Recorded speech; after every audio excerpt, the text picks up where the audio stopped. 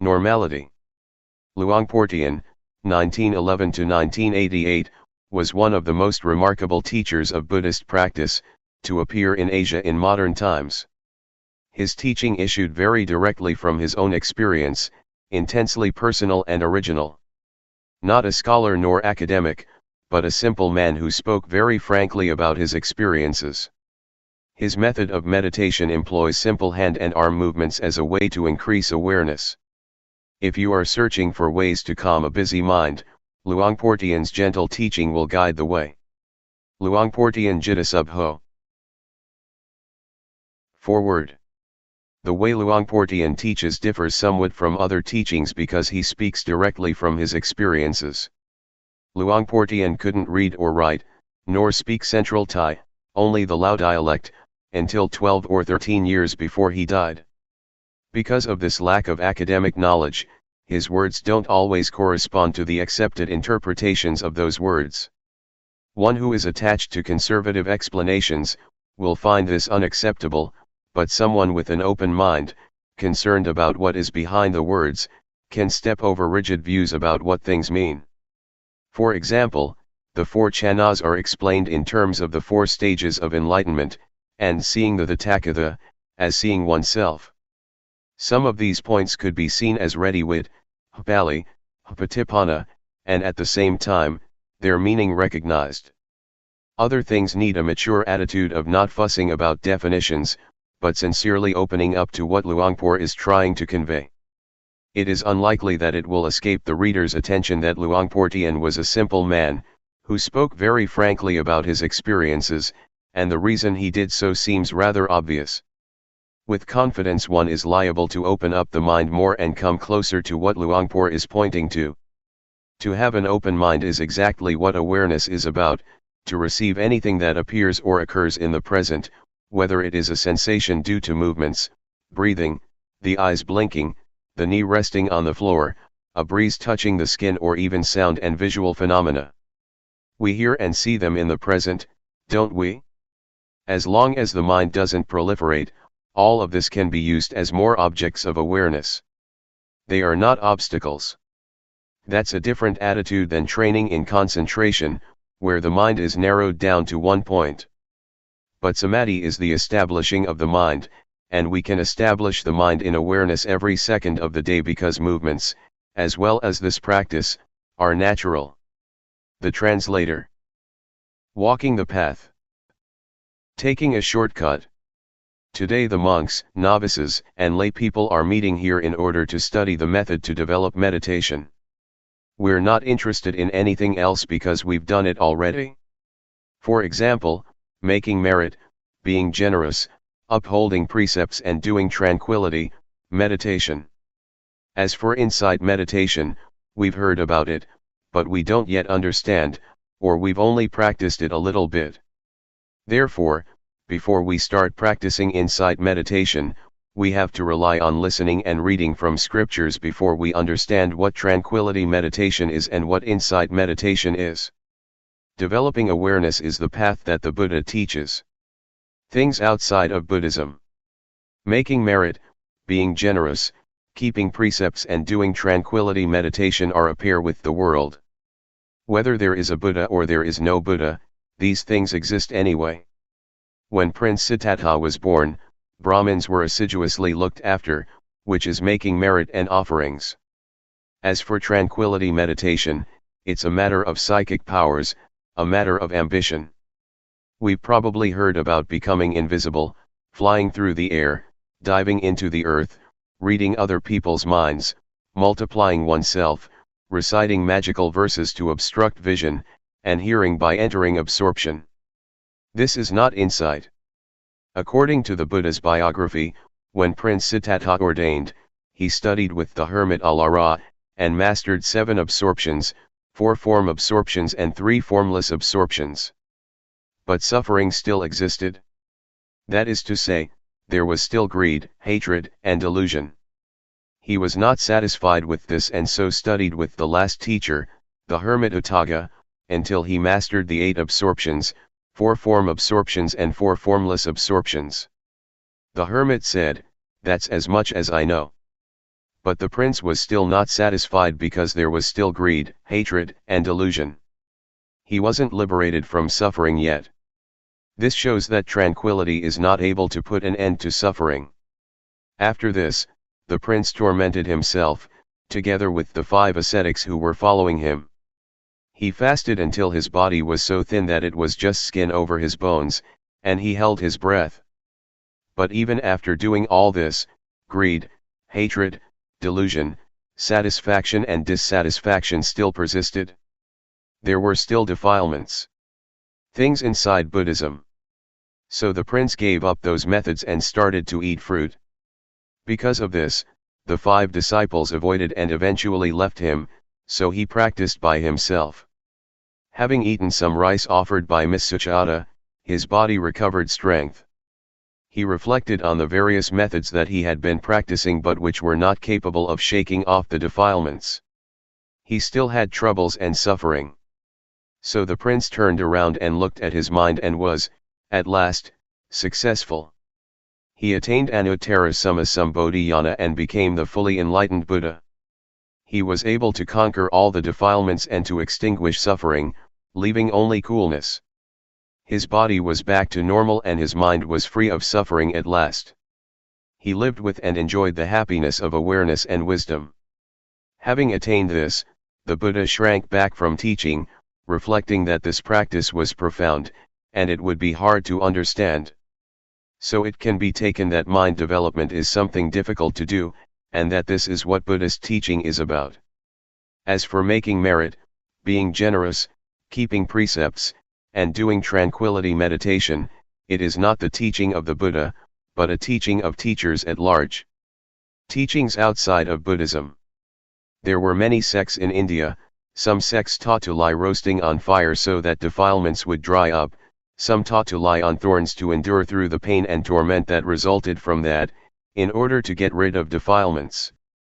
Some sects ought to give up everything including clothes, a practice known as naked asceticism, so as to induce the feeling that there is no self, no shame. It was believed that defilements would be dissolved that way. Altogether, there were many sects, but none of them could eliminate the defilements. This matter can easily be proven, as it is said that lying roasting on fire and drinking hot water will result in the heat burning off the defilements. In the old days, in the villages, when a woman gave birth, she would be laid down roasting above a fire and given hot water to drink. But the woman would still have defilements, showing that this sect did not achieve results. As for the sect that would have its followers give up everything and go naked, just look at a baby not wearing clothes. It still has moods and feelings. As soon as someone talks nicely, it laughs. And when someone scolds, it cries, whether naked or clothed. This shows that defilements are not in the body, they are in the mind. Therefore, to practice Dhamma we have to practice at the mind.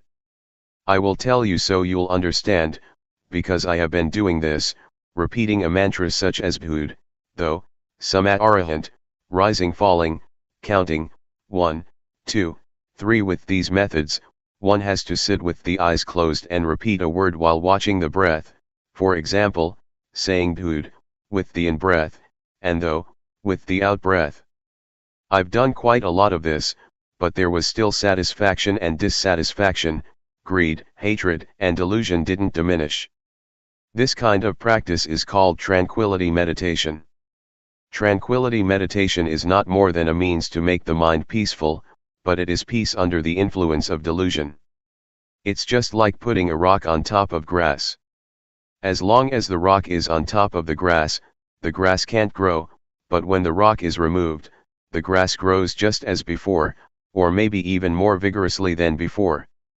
It is true that there is no lopa, dosa, and moha when we're sitting alone, with the eyes closed, but as soon as we go back into society, like and dislike are born again. This is how it is. Going off to stay in a cave in a forest or the mountains cannot extinguish suffering, just because of going to stay there. At first, I did it like that also. The teachings inside Buddhism. The word Vipassana translates as realizing and truly seeing. Seeing what? Seeing impermanence, instability, and non-selfhood. When having insight, one views things differently than before. It is a transcendency. When we don't yet see clearly nor truly know, then acting, speaking, and thinking are as before. It is not yet Vipassana. But when we feel differently than before, that is, greed, hatred and delusion decrease, it can be called Vipassana. A handful of leaves, awareness. To practice insight meditation, the Buddha teaches us to develop 4 foundations of awareness, namely 1. Gayanupasanasatipatthana, that is, to meditate on the body, in the body, and see according to actuality, that this body is only just a body, it's not a being, an individual, nor a self. It is neither me nor it. 2. Vedananupasanasatipatthana, to meditate on the feelings, and see according to actuality, that these feelings are only just feelings, they are not a being, an individual, nor a self. They are neither me nor them. 3. Jittanupasanasatipatthana, to meditate on the mind, in the mind, and see according to actuality, that this mind is only just mind, it is not a being, an individual, nor a self. It is neither me nor it. 4. Dhammanupasanasatipatthana, to meditate on the mental objects, in the mental objects, and see according to actuality, that these mental objects are only just mental objects. They are not a being, an individual, nor a self. They are neither me nor them. The teachings of the Buddha are many, I'm not able to describe all of it. We've probably heard that at one time our Buddha was walking with a number of monks in the forest. Seeing fallen leaves scattered around, the Buddha picked up a handful of leaves and asked those bhikkhus, monks, which is more, the leaves in my hand or all the leaves in the forest? The bhikkhus answered, the leaves in the forest are more than those in your hand, so much so that they cannot be compared. The Buddha then taught that the knowledge and understanding that the Buddha had studied was comparable to the leaves in the forest, and the knowledge that he taught us was comparable to a handful of leaves. The leaves in the forest stand for making merit, generosity, keeping precepts, and developing tranquility meditation, and the handful of leaves for insight meditation. However, to do Vipassana we have to study through listening and reading at first, before we start practicing. Otherwise we'll waste a lot of time gathering all the leaves in the forest. The practice of Vipassana that the Buddha teaches, though developing the 4 Satipatthana, means learning to be aware. The Buddha said that there are 2 things that are of great assistance, namely, first, sati, to recollect or not forget that there is the body, that there are movements, that there are feelings, that there is mind or that there are mental objects. Before doing or thinking anything, know it with awareness. And second, sampajanya, to realize, the moment we're thinking something, to realize it fully. Sati sampajanya, when using ordinary language, just means to wake up, to awaken, to feel oneself all the time. Developing awareness gives rise to wisdom. Talking from experience, it is not necessary to sit with the eyes closed in order to develop awareness. I've done the method of sitting with closed eyes, and wisdom didn't arise. But doing the new method, my method, wisdom did arise, and I got the feeling that is in accordance with the texts. Some people may think that my method is new because they've never heard it before, but actually it is as old as the Buddhist teachings. A. Arouse the body to always feel and be awake. The development of awareness that I'm talking about and have been doing is done as follows. We can either sit down on the floor or on a chair, and it can even be done in the lying or standing position. Catch with your awareness the movements of the hands, turn the hand up, turn the hand down, raise the hand, lower the hand. Be aware of each posture. Do this often. This is the coarse way of developing awareness. Simply speaking, walking, or lying down, or whatever you may be doing, know it. Everyone can do this method, no matter what religion one believed in. It can be practiced by all. People of all nationalities can do it because everyone has a body and mind. All religions teach the same thing, to abandon what is bad and to do what is good. B. Arouse the mind to always feel and be awake. Having developed awareness until one is skilled at it, catch the feelings in the mind with awareness, following whatever comes up, no matter what one is thinking. Know and see it. Keep watching your own thoughts continuously. Regardless of what you're doing, look at your own mind all the time, no matter what it is that you are doing, reading a book, writing, digging, cutting grass or bathing. Keep watch over your own mind all the time. What kinds of feelings are coming up? Satisfaction, dissatisfaction, worry, doubts, etc. These things are all thoughts, objects. Watch over these thoughts and objects. Then we will see the various kinds of thoughts, such as gladness, sadness, desire to get, desire to not get, anger, hate, and so forth. They don't exist all the time. They arise and pass away, they change all the time. We are not glad or sad for 24 hours. C. To know and see according to reality. Change, arising passing away, is what the Buddha showed to be impermanence, instability and non-selfhood. So don't follow moods. The Buddha proclaimed that he was enlightened by working with the mind. We have to look at our minds. Watching the mind is turning on the light by using the switch. When we do this often, awareness will become nimble and quick.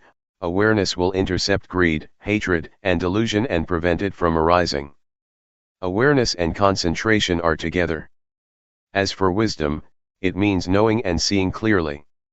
In Pali, it says Nati Panyasama Apa, meaning there is nothing as bright as wisdom. And Sathi they sung Navaranang, meaning awareness is that which prevents the stream of defilements. There isn't anything that is fast enough to hold back this stream, other than Sathi. It is this awareness and wisdom, that come and contact, know, see, and stop it, not letting us become deluded. This is because Sathi, Samadhi, Panya, is opposite to dosa, moha, lopa. If we don't see, know, and understand, there is full greed, hatred, and delusion. It is comparable to nighttime, when it's dark. As soon as we light a candle there is light and the darkness disappears, because darkness is afraid of light. As soon as the candle goes out, the darkness immediately comes back. D. Peace as result. That I'm giving some reflections and explaining, this shortcut method of practice is in order for you all to take it, and practice with it, so that you get quick results and don't have to waste time. This method can be used in daily life. There is no need to stop working in order to practice. Some people have practiced a bit already, and some people have only just heard it. Some people who have never heard it might feel displeased. If that's how you feel, then discard that feeling first, the knowledge that you have learned before.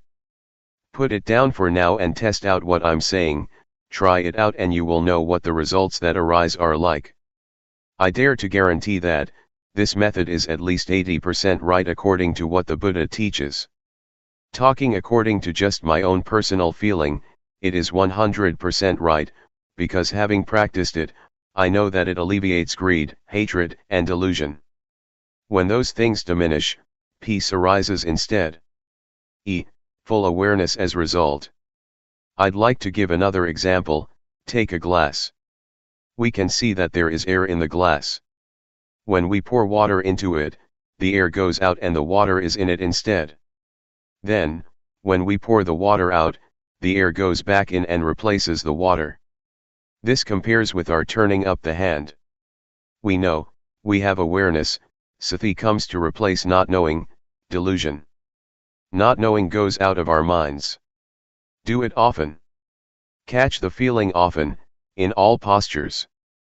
Sathi will increase, and delusion, not knowing will decrease just as the water replaces air in the glass. Maybe some of you have heard about, or have been taught, to make merit, for example by building a ceremonial hall or temple, and you get merit for this or that many eons. And you've probably heard that, 100 years on earth equals on year in heaven. The angels throw one sesame seed in a pit that is 100 leagues deep. When it is full, that's 1 eon. Other than that, you've probably heard that to once put food into a monk's bowl, you get rewarded for 6 eons. Sending a container with food to offer to monks, one gets rewarded for 5 eons. To send food for the midday meal, 5 eons. These things are puzzles, but some people don't understand. If you want to understand, you have to practice, to develop awareness, by turning the hand up and down, feeling it. Before, we would do things without sati, not feeling anything at all. It's comparable to an abyss or pit that is empty, nothing in it, just like in that puzzle. But when training in awareness, catching the movement in all postures, for example, blinking the eyes, sitting and lying down, we are aware, feeling it, knowing it. When doing this, sati increases, just like the sesame seeds that fall in the pit, or abyss that is 100 leagues wide, and 100 leagues deep. The aim of this comparison is that we train a lot in awareness, and that we do it a lot in order to get results, to make sati full, so that we are not negligent or deluded. When we have developed the 4 foundations of awareness, as described earlier, we will have the ability to really contemplate, ponder, and understand the various problems in our minds. Developing awareness in the right way will yield results within 3 years. It says in the scriptures that whoever develops the 4 satipatthana in the right way, and as continuous as links in a chain, will receive one of the following 2 results, at most, within 7 years, medium within months, or as fast as 1 to 15 days to become, 1, an arahant or, 2, an anagama, i.e., one who is nearly fully enlightened, in this very life. As for the way of developing the awareness that I'm talking about, if you really do it, knowledge and understanding will arise, and suffering will diminish, within at most 3 years, medium within 1 year, or as fast as 1 to 90 days. We will know, see, and understand, and our life from then onwards will have happiness and no suffering. To practice like this, we don't have to spend money, we can do it an hour a day, or 5 minutes. Even hearing about it often makes the defilements gradually diminish. Greed, hatred, and delusion are evil, they are suffering. To get angry once is evil and is suffering one time. Evil and darkness are the same. Darkness means not seeing, not knowing, not understanding. Merit and knowledge are the same. When we understand, we are at ease, we don't have suffering and we don't doubt. If the mind is dark, there is suffering and doubt. For example, doubt that we're going to be reborn like this and like that after death. But some people, including myself, who have made merit, been generous, kept precepts and practiced tranquility meditation, still doubt about merit and demerit, about falling into hell or going up to heaven after death. They don't understand at that time. The Buddha teaches that heaven is in the heart, hell is in the mind, and Nibbana also is in the mind. Our grandparents used to tell us this, but we didn't reflect on it, so we didn't understand it. We have to practice and know for ourselves. Studying from scriptures is good, but it cannot solve suffering. Teachers teach that we should let go of greed, hatred, and delusion, but they themselves can't let go of it. Teaching others is easy, but teaching oneself is hard. But this method of mine is not difficult. You don't have to study or learn anything. Being able to read and write or not is of no importance. Everyone can practice, men as well as women, ordained or not ordained. We can all practice.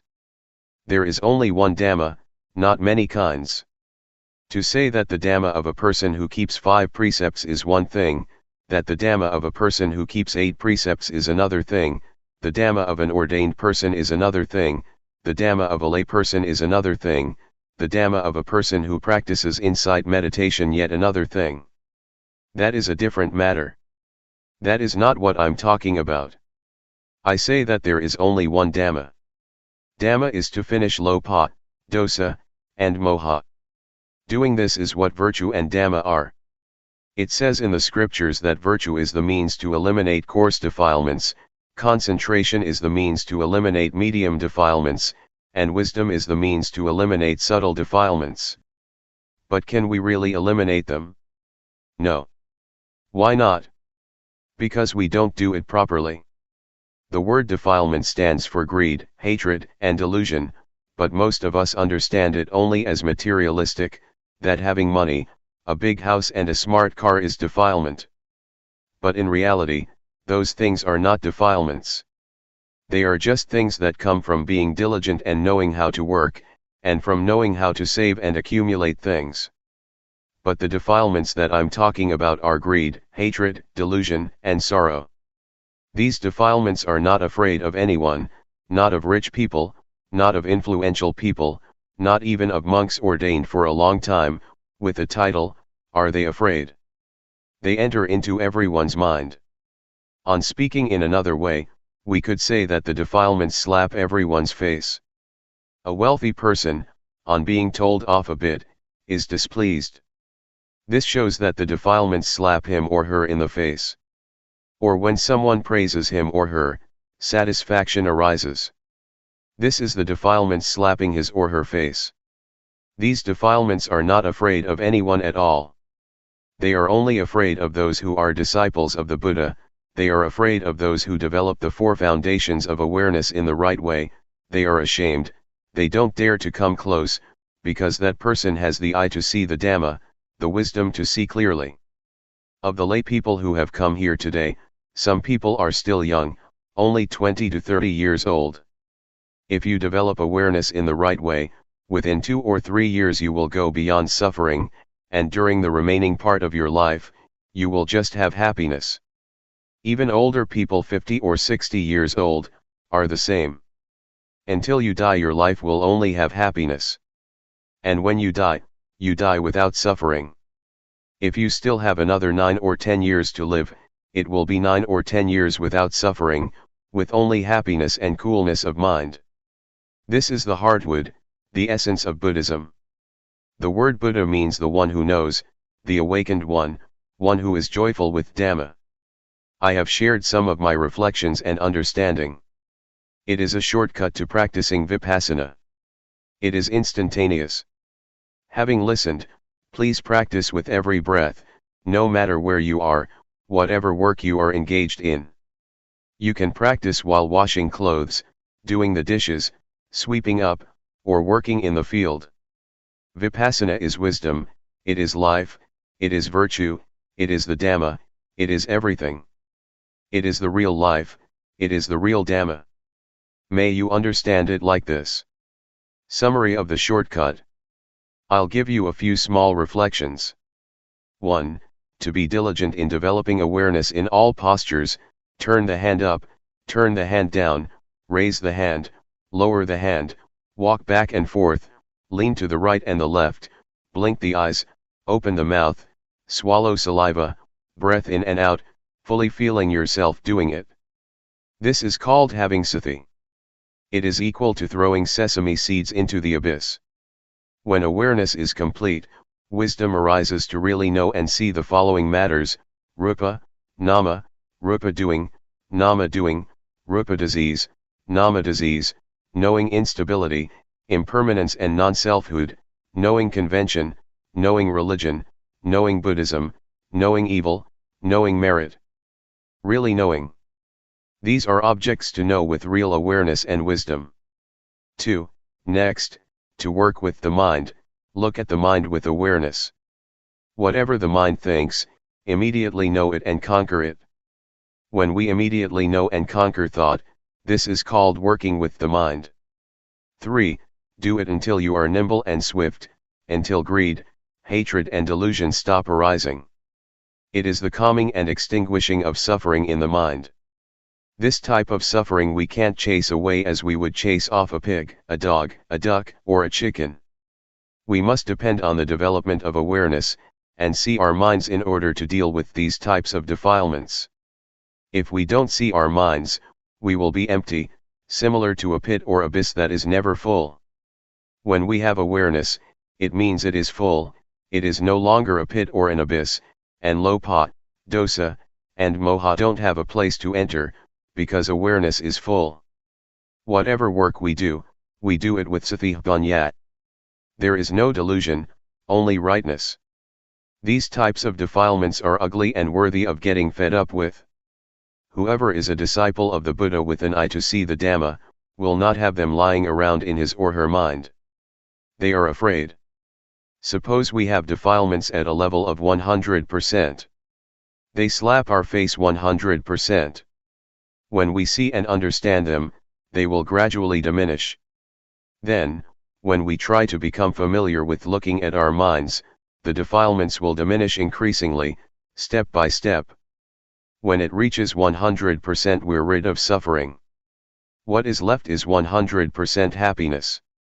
Therefore, may you all try to practice and reach the real peace and happiness. The path of peace. May you all listen well, this time, so that Sathibanya springs up. Knowing suffering. Something we have in common is that we don't want suffering, we hate it. Then how does suffering arise? Suffering arises because we don't know. Suffering doesn't exist within us, and it doesn't arise all the time. What really exists for sure is normality. By nature, the mind of each person is in a state of normality. As we're working, if we do it with delusion, it is called suffering.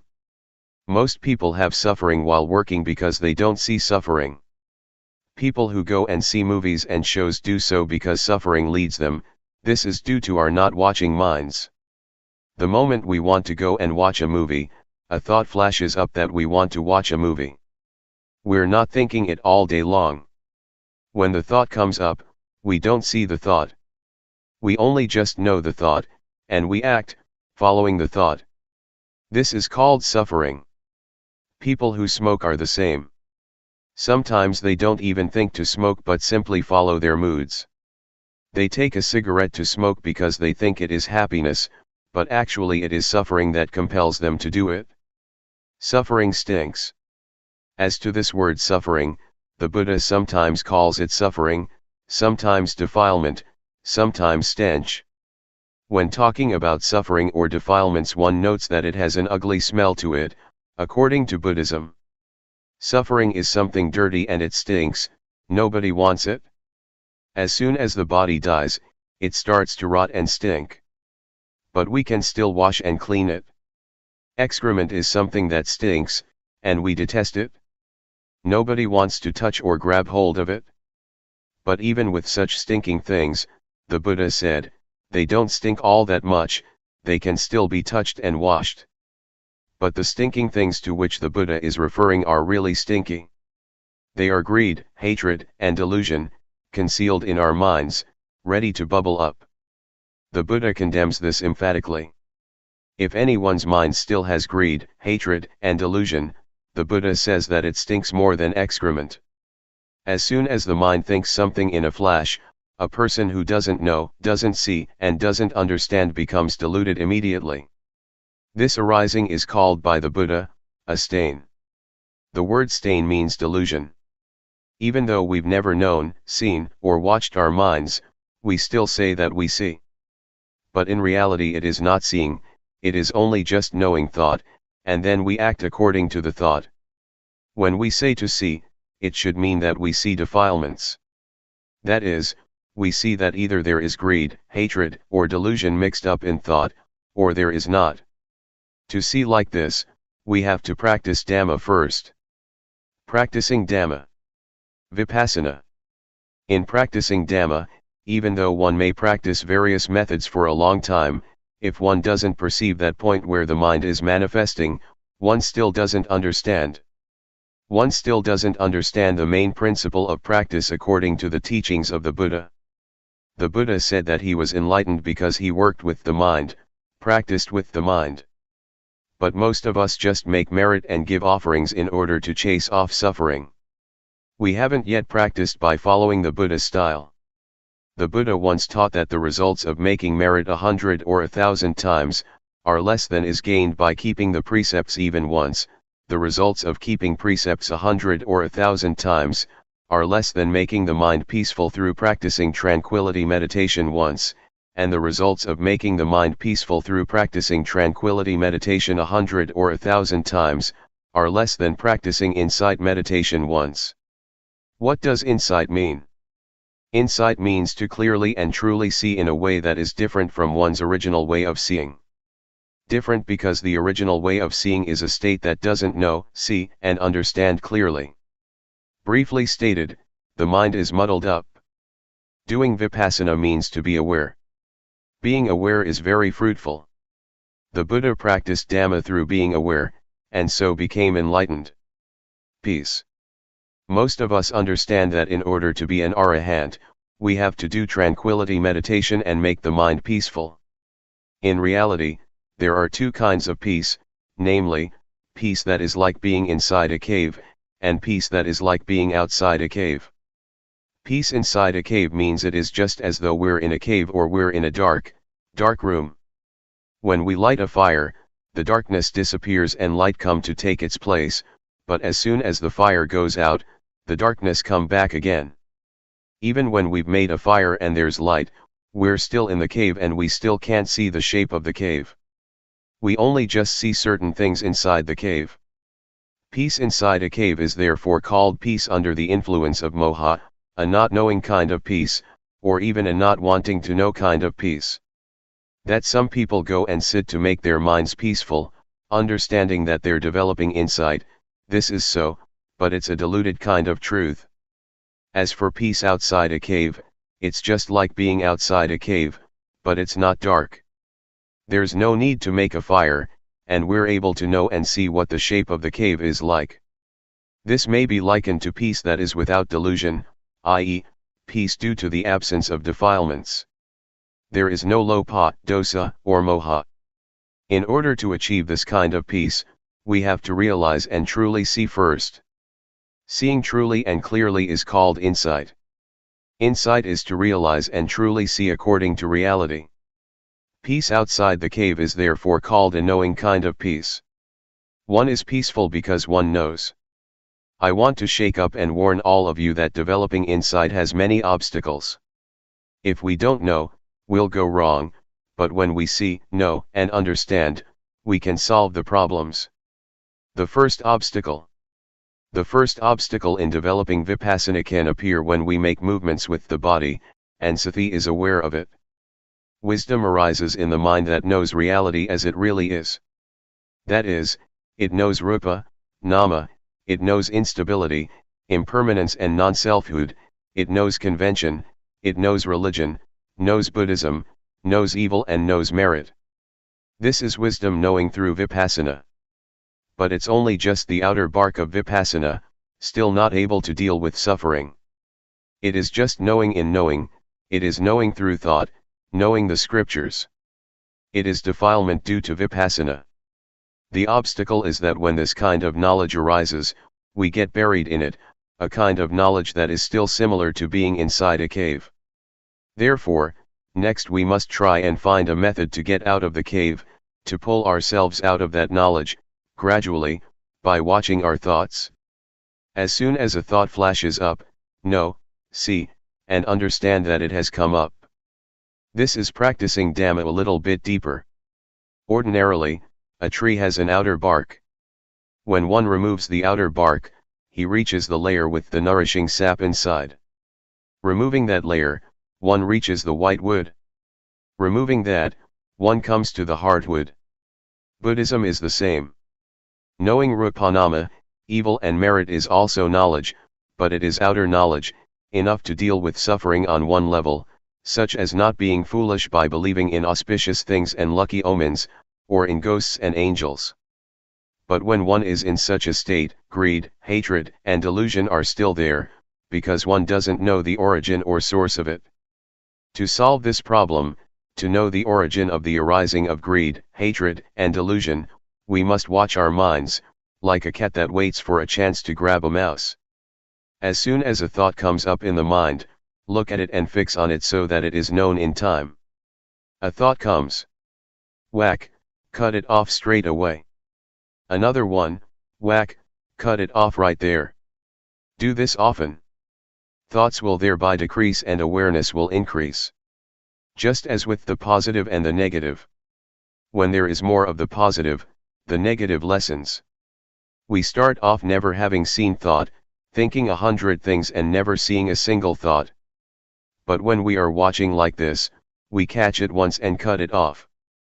The remaining thoughts are less than 100 now and will steadily decrease step by step, as long as we keep at it. We keep gazing like this, a thought comes, we cut it off, another one arises, we drop it. When we think 100 thoughts and we know 95 of them, it shows that we have a lot of awareness. Just 5 thoughts left that we can't keep up with. Right here is where we have to put forth effort, watch thought but don't be caught up in the thought. When we know and see all the 100 thoughts, keep up with every thought every time, it is equal to knowing and seeing exactly where greed, hatred, and delusion are born. We have to throw them off so that defilements are unable to arise. This is called to keep abreast by knowing, to know in time. Knowing how to prevent, knowing how to solve. This is where we're able to deal with lopa, dosa, and moha. Defilements can arise because we get deluded right here. We don't know that their origin is right here. This refers even to someone who goes to the monastery to listen to talks, who makes offerings, who keeps precepts and develops both tranquility and insight meditation. If that person has still never seen his or her own thoughts, then that person is still far from the truth taught by the Buddha. Contrariwise, even if a person has never gone to a monastery to listen to the Dhamma, has never made offerings or kept precepts, but is always aware of what his or her mind is thinking, that person equals with knowing. He keeps abreast of thoughts, knows how to prevent, knows how to solve and knows how to conquer every time. That person is close to the truth, the Dhamma taught by the Buddha. Have you ever heard of the Buddha having taught that the Dhamma exists already? But there is nobody with discernment who can dig it up and find it, so it stays undiscovered. Because it is undiscovered, people make merit, give offerings, keep precepts, and do samatha meditation in order to develop good habits. So we believe that it is meritorious and wholesome to accumulate those things for the next life or for the future. This is wrong understanding. The Buddha didn't teach like this. The Buddha taught us to see our own minds. We have heard the story of the monk Wakali, who was attached to the Buddha's body and never looked at his own mind. When he was corrected by the Buddha, he became so upset that he was going to jump from a cliff and die. The Buddha stopped him and taught him that it is difficult to get born as a human being. And it's very rare for a human being to have an opportunity to listen to the Dhamma from a noble person. The Buddha said further that his body was just material. After his death it would rot and stink. That is not the Buddha. The real Buddha can be found within the monk Wakali. It is the Dhamma that is present in all people, that is, cleanliness, brightness and peace, which is the Buddha. The Buddha proclaimed, "Whoever sees the Dhamma, sees me. Whoever doesn't see the Dhamma, doesn't see me, even when taking hold of my robe or my finger." The monk Wakali woke up and started to work with the mind, and he saw his own thinking. Seeing the Dhamma. I would like to remind you once more that the word Dhamma refers to our seeing, our own minds at the moment that we are acting, talking or thinking. This is what is called seeing the Dhamma. I dare to insist that the very life of the Dhamma exists in all people without exception, no matter whether you are a man or a woman, a monk or a novice, no matter what nationality you may have, whatever language you may speak of, whatever clothes you may wear. It's all the same. The Dhamma is the actions of body, speech, and mind.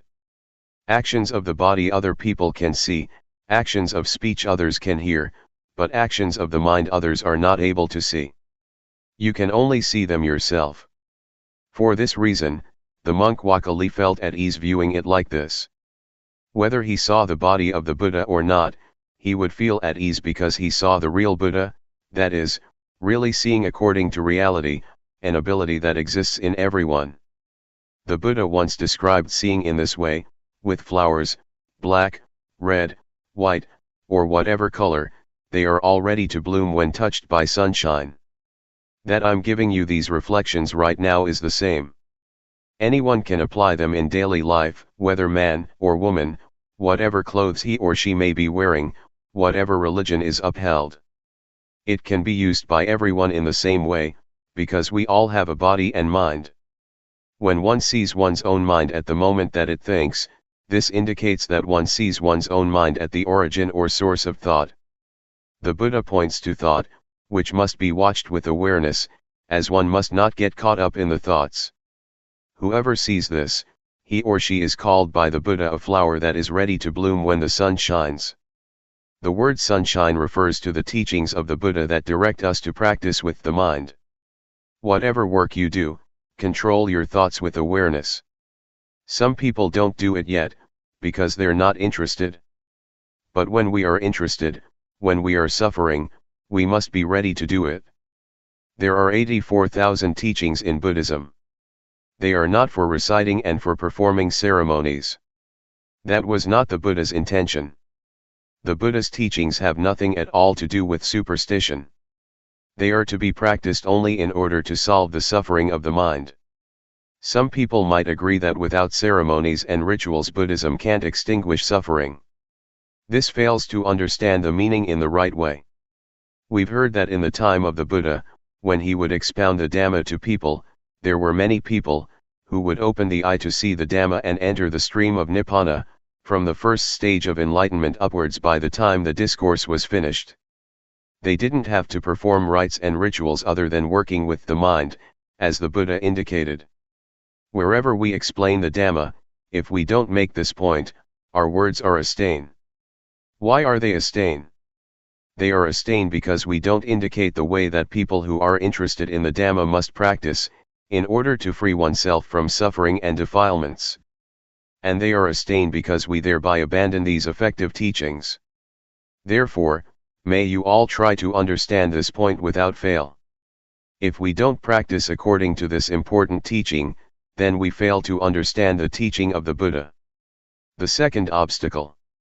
The second obstacle in developing insight is that when we begin to understand and see this point, we are able to destroy greed, hatred, and delusion to some extent, but at the same time, joy is lying concealed within it. The Buddha says this is still not right. Joy is darkness, but it is white darkness. Joy is due to our satisfaction and pride that we can do it. White darkness is frightening because it is hard to see. Black darkness is easy to see because it is dark. Being caught up in joy is to see wrong as right, because as soon as we can destroy some defilements, we don't watch at the point where the defilements are destroyed, but we get sucked into the point where joy arises. Therefore joy is an obstacle in attaining higher stages to Nibbana. Being caught up in joy is equal to being caught up in thinking. A thought comes up and we get caught up in the thought, so we don't see the thought. When we get caught up in joy, we don't see joy, and we're just content with joy. Because of this, the Buddha teaches us to pull ourselves out of the thought that we're thinking, to stand outside of it. Then we will see our thoughts. People who still don't know and see their thoughts say just the same, that they know thought. But in reality they don't understand that thoughts come up continuously, and they get caught up in them. Those who have joy or are attached to the peace of tranquility meditation are the same. They are caught up in peacefulness, don't know that peace is delusion, and thus get caught up in peace. It is comparable to someone who doesn't know how to turn on the light. He or she turns the light bulb. No light appears. The person who pulls him or herself out of thought, and knows and sees thoughts, may be compared to someone who knows how to turn on the light. That person turns on the switch and light does appear. So we have to know the origin of thought and come to an understanding with these little thoughts of ours. Then we will have as much ability as an electric light in brightening the interior of the mind, just as one correctly turns on the light with the switch. When we're looking at our minds, there is no greed, hatred, and delusion. But the moment that we're not looking and lose awareness, greed, hatred, and delusion can come back, and we can get caught up in them. It's just like a car driving along the road. At the place where the car passes there is a wind blowing behind it, leaves and dust flap and flutter at the back of the car.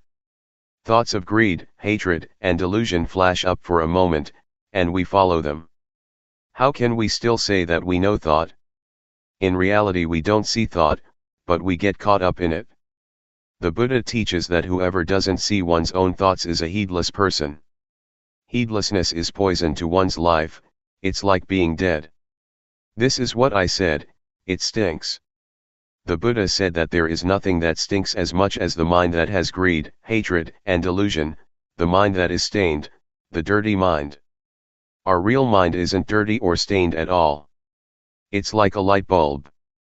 The filament in the bulb is not dirty, but dust can settle on the outside of the bulb, the inside is still as bright as before. Or we could compare it with the sun. When clouds obscure the light from coming to the earth, it gets dark, but the sun is still as bright as before. Vidchat, avidchat. People who don't see thought and get caught up in thought are called people in the cycle of dependent origination, they are people who don't know. We've probably heard this, avidchat is the condition for formation to arise, formations are the condition for the birth of consciousness, consciousness conditions mentality materiality, mentality materiality conditions the six senses, the six senses condition contact, contact conditions feeling, feeling conditions craving, craving conditions clinging, clinging conditions being, being conditions birth, and birth conditions old age, death, and suffering. It's a cycle. Avidchat translates as not knowing, we say that we know, but we don't see our minds. Instead we get caught up in thought. As for the word vidchat, it means knowing, seeing one's own thoughts.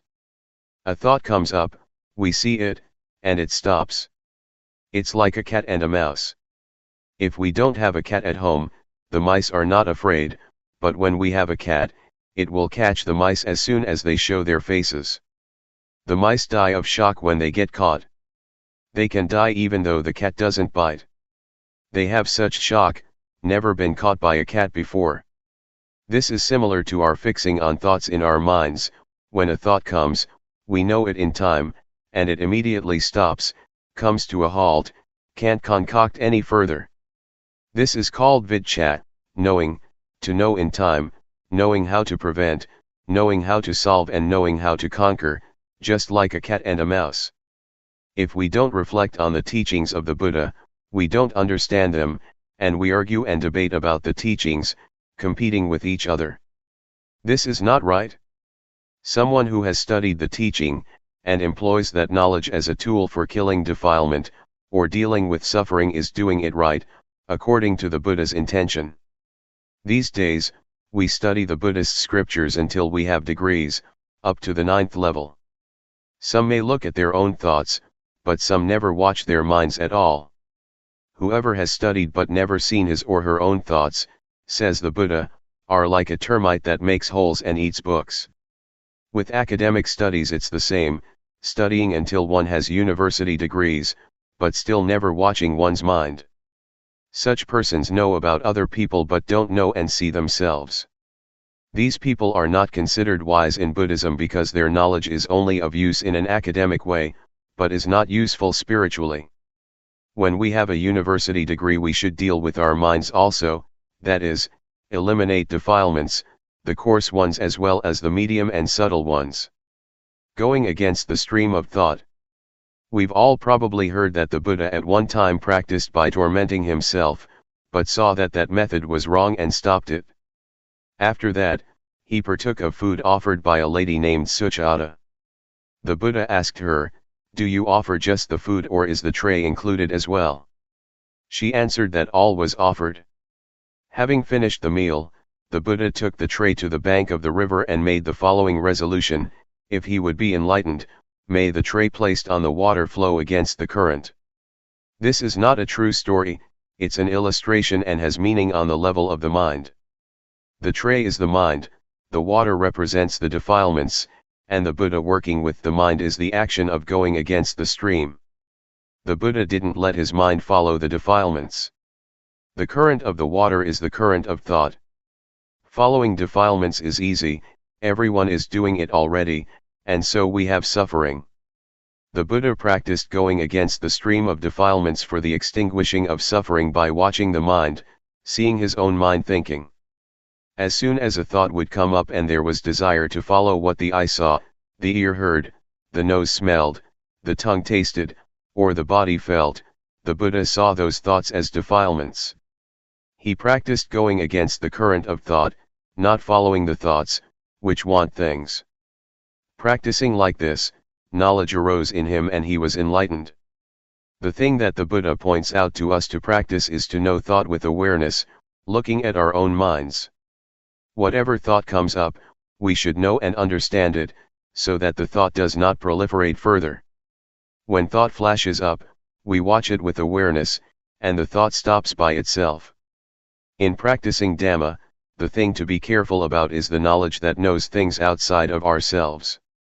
This kind of knowledge is defilement due to Vipassana. When we have such knowledge, it gives rise to gladness and joy. Joy is called white darkness. It is wrong knowing. Don't get attached to joy. Continuing the practice to the end, until we clearly see our thoughts, their origin, and their source, we come at last to the state of arising, passing. It is a break-off, a final exhaustion. I've compared it many times with a rope, tightly tied on both sides and being cut in the middle with a knife. The rope breaks, one cannot pull it together again, that is, one can't use it anymore. The 12 senses are similar, on seeing a form with the eye, on hearing a sound with the ear, etc., let there only just be seeing and hearing and so on. Don't concoct it into beautiful or ugly, good or bad, pleasing or displeasing sound, the sound of a woman, the sound of a man, etc. Just simply see or hear neutrally. But these are still mere words. In practice, we have to look and see and break them apart. When they are broken, there is not more concocting, the senses are not able to reach each other anymore. Cleanliness, brightness, and peace. Our minds are already clean, bright and peaceful. Clean means not dirty, because there are no defilements. Bright means there is wisdom, seeing our minds, or life. Peaceful means having stopped, there is no longer anything further to add. Summary. At this point, I'll summarize the principles of practice. First, the first stage is to catch the movements of the body in all the postures. When we can catch them, we will know the convention that we can see with our eyes and touch with our hands. This is objective, external. Second, having practiced the first stage, a little bit of knowledge arises, it is called defilements due to Vipassana. It is important to avoid this, not being too glad with the knowing, and continuing to watch the mind. When we see, know, and understand our minds penetratingly, greed, hatred and delusion will be destroyed to some extent. Third, when greed, hatred, and delusion have gone down a bit, we'll feel joyfulness. When joy arises, fix on it, but don't be caught up in joy. We have to pull ourselves out of it. Keep watching the mind. At this stage, wisdom knowledge will appear that destroys or diminishes clinging and grasping. Fourth, when attachment has decreased, one will see, know, and understand normality. The body is normal, speech is normal, and the mind is normal. This normality is called virtue concentration wisdom.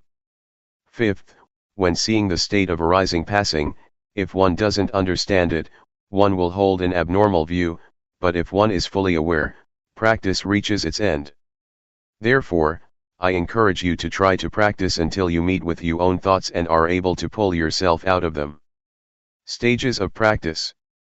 Determine to listen well, all lay people and monastic friends. When you determine to pay attention, you'll be able to remember. It is called knowing through memory and comprehension. From that, we study or practice to realize and truly know, or we have knowledge coming from our own vision and experience. Most people don't yet know and understand from studying and practicing, they only know how to make merit, to be generous, to keep precepts and to do tranquility meditation.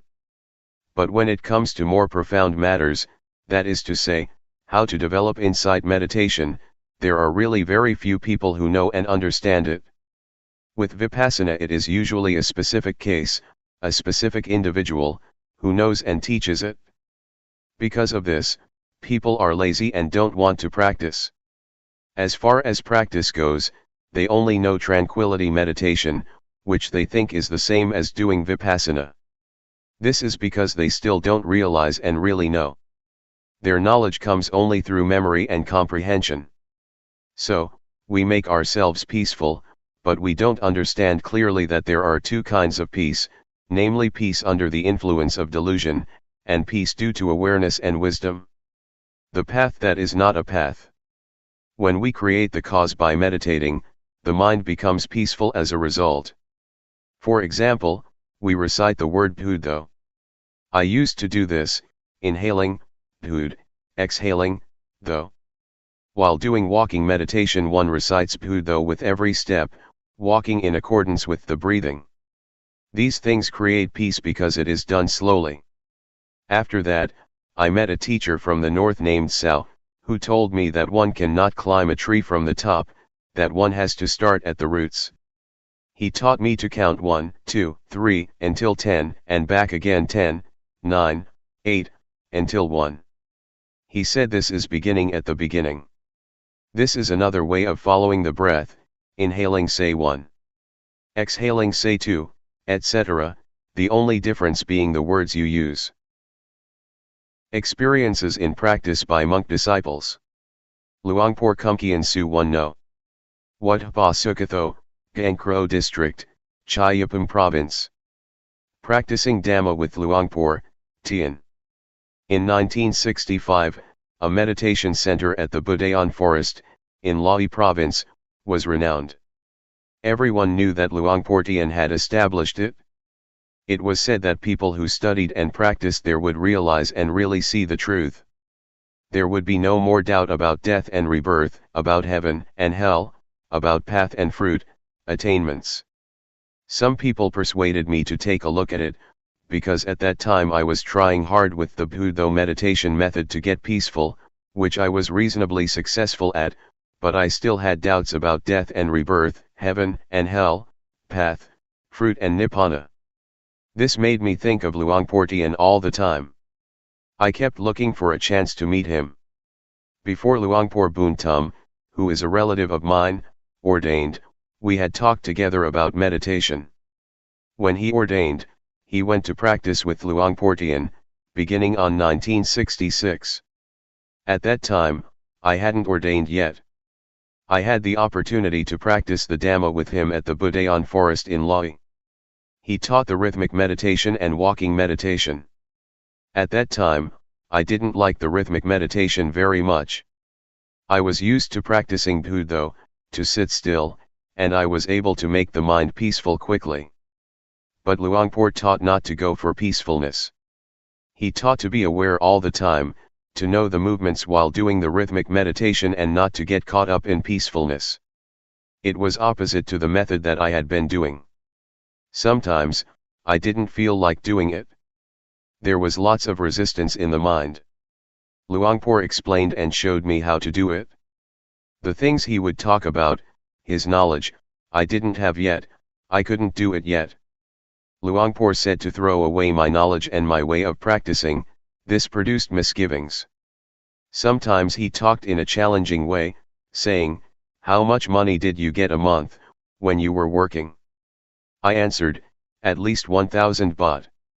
"All right," said Luangpor Teean, "you come here to practice Dhamma, to do the rhythmic meditation and to do walking meditation in order to be aware. If you don't get any knowledge, if there is no change in your mind, different from before, I will give you 1,000 baht as compensation. But you have to really practice and follow my instructions completely." That's what he said to me. Maybe he saw that I had a lot of views. In the end I decided to do it. I had come already and I'd try it out. I tried to go against my original feeling. I determined to practice the rhythmic meditation to give rise to Sati Sampajanya. When one builds up awareness, awareness is what one gets. I practiced continuously. When thought would arise, I would be aware of it and come back to the dynamic meditation. When peace arose, I would be aware of it, I wouldn't be caught up in the peacefulness. I knew the body and mind more clearly. There was more Sati Sampajanya. I could keep up with the movements of the body and I could keep up with the mind thinking.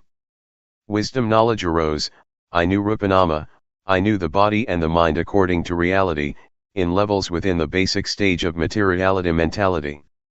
There was a shift in the mind, different from before. Doubt disappeared. I understood the difference between tranquility meditation and insight meditation. About 60% of my suffering was gone. I felt very confident in Luangpor Teean's teaching. My previous knowledge just melted away. I used to study magic and superstition. I saw that that was just convention. The rites and rituals that I used to perform I could give up, just like that. I felt confident in what I was doing. I understood what merit and evil are. I understood about heaven and hell. I understood religion and Buddhism.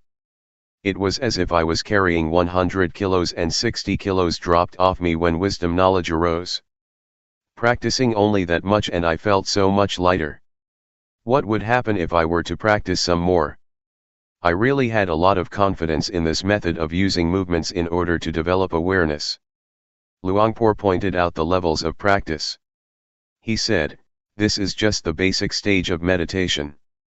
Don't get attached to it and think you've got a lot of knowledge, there is still much more. You have to determine to keep on practicing. Work more with the mind and you will get to know the stage of ultimate meaning. He asked me, do you really see? Do you believe me, or do you believe yourself? I answered, I believe myself. Luangpor was clever. He taught to see the reality of life, everyone must see like this in order for it to be right. I didn't have to look for a teacher anymore because I got the most perfect lesson in my life from a teacher who couldn't read or write. Luangpor Teean's conduct. In the year 1966, Luangpor still couldn't read Thai, he could only read Lao. He couldn't write Thai but he was diligent, both in training to read and to write, as well as in teaching disciples. I've helped him with reading many times. Whatever Luangpor taught, he would practice, he would explain things and show us how to do it. His life was very simple, sitting and lying down, eating. His daily life was orderly, he gave his disciples a lot of attention, never being worried about difficulties. He gave himself up physically as well as his personal belongings. He tried hard to use his life for others. He wanted people to really know the Dhamma. Even though more than 30 years passed, Luangpor's conduct never changed.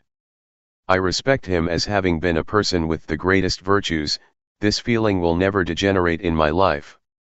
What happened at the Budayan forest? Those who lived at the Budayan forest in those days were determined to study and practice the Dhamma together as one. There were no papers with the schedule on it attached to the doors of the monks' huts, as is the case these days. There were 20 to 30 people there, but it was just as if there was no one there. It was really quiet. One had to be careful when asking questions because there was only just rhythmic meditation and walking meditation going on. Once, I asked a novice who was doing the rhythmic meditation something, he wasn't willing to talk to me. The teachings of Luangpor in those old days consisted mainly of just practice. In the early morning, one could hear the sound of monks doing walking meditation and the sound of dew falling on banana leaves. In Lae province there is a lot of dew, on hearing the dew dripping on banana leaves, one knew that it was exactly 3 a.m. Everyone would get up and start to practice. The sound of footsteps of the walking meditation could then be heard together, with the sound of the dew falling on the banana leaves, tup, tup, tup. The light of the lanterns was dimmed by the passing dust. In a day, there would be heaps of ants. I got the taste of the Dhamma that arose from developing awareness. I got more and more answers to the questions of my life. We stayed in little huts, when it rained we would get a little bit wet, we got in touch with life without excessive comforts. When eating, we would sometimes pour some water from our kettle onto the chili, that was beginning to run out, an immediate solution to the problem. The water for washing the bowl had to be poured together in one vessel, and then used to wash other dishes, after that it would be used to water the trees that had been planted. The water for drinking and bathing was about a kilometer away from the retreat place. When going to bathe, One had to find some container to put water in and carry it back. One had to fully look after oneself. The young monks, on seeing the old monks carrying cans of water back to their huts, would carry it for them. Poverty made us use life in an orderly way without shrinking back. We were not afraid of difficulties. Sometimes, I would save the plastic bags that lay people would wrap food in, to fix up the leaking roof. I put forth steady effort and was very enthusiastic. The walking meditation path glistened from our walking so much. The wood in the hut where I would sit was marked from one sitting a lot in the same spot. As I was doing the rhythmic meditation or the walking meditation, it felt as though there was only just this one person in the world, no division into this and that. It would run counter to one's feelings to get an invitation from lay people, to eat at their house and perform certain ceremonies. One would think about his walking path and miss the seat in one's hut. Those places provided a meditator with peace and coolness, and gave him a sense of dignity. One would feel proud of doing walking meditation and of the times that one would develop awareness, by practicing the rhythmic meditation. This kind of work is something that gives one honor in life. One doesn't become fed up with it. Some days, while doing the rhythmic meditation in the hut, Luangpor would come by. I could remember the sound of his footsteps. "Are you here?" "I'm here, Luangpor." "What are you doing?" "I'm doing the rhythmic meditation." "Do you see outside as well as inside?"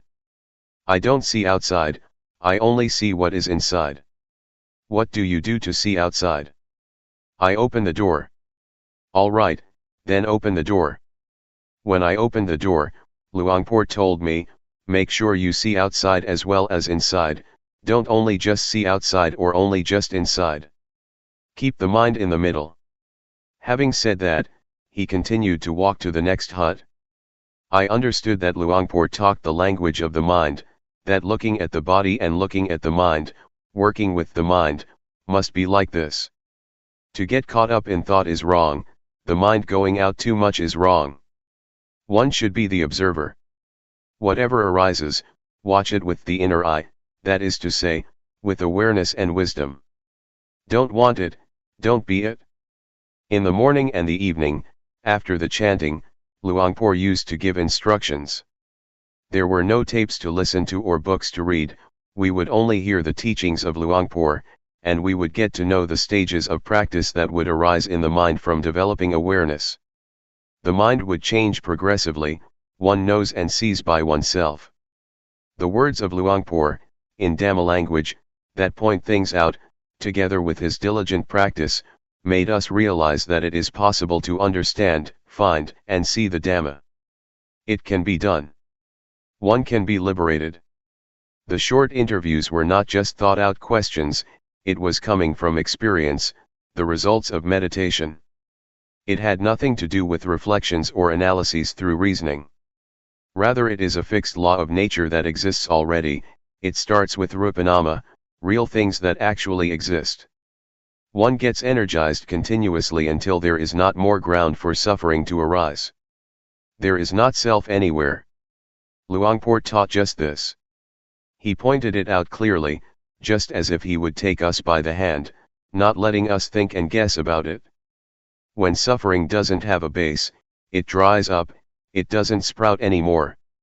When the end of suffering is reached, there is nothing further to do. It is called according to reality, the remainder-less extinction of Namarupa.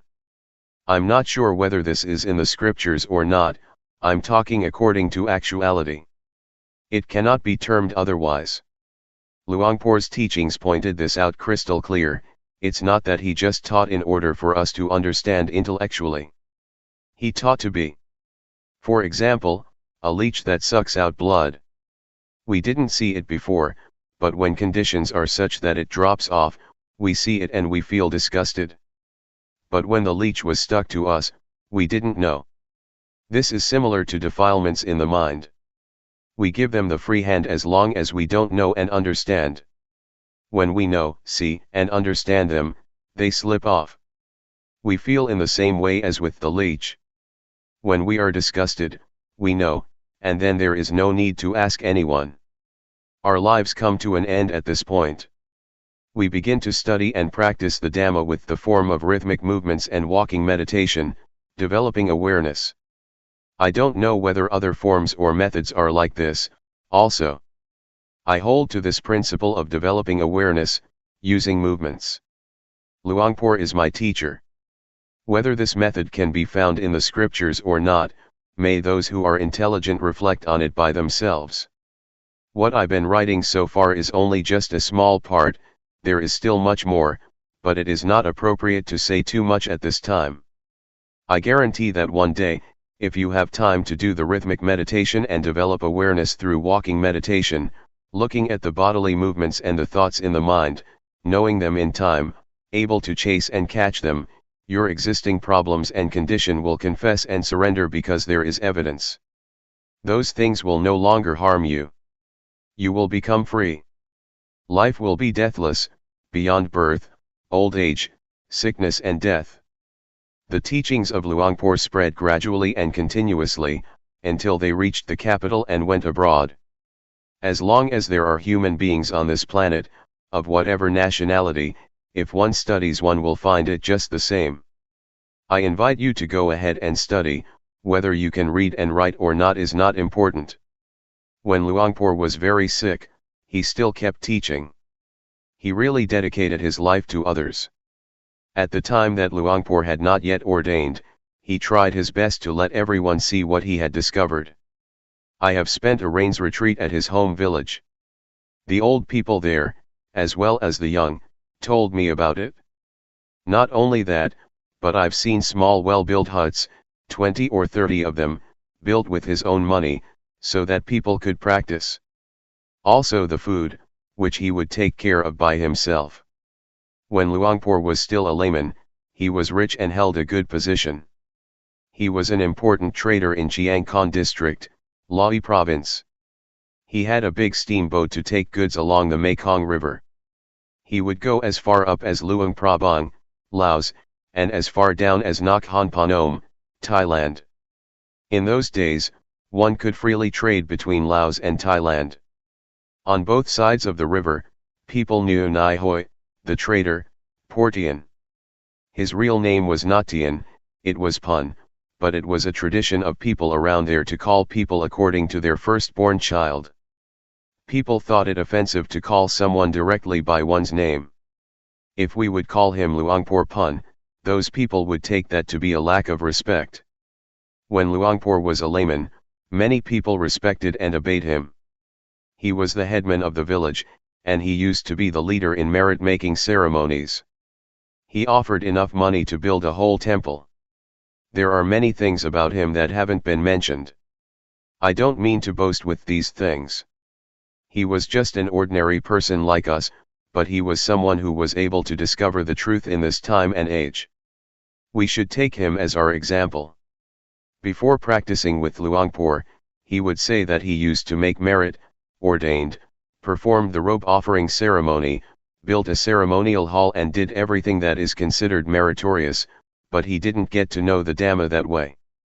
This made me think, hey, I didn't do as many meritorious things as Luangpor, I probably don't have a chance to know and see the Dhamma. But, in fact, it is not like that. Rich people as well as poor people can know, if one really practices and experiences bare and full awareness for a long enough period. Luangpor has been insisting on this all the way through.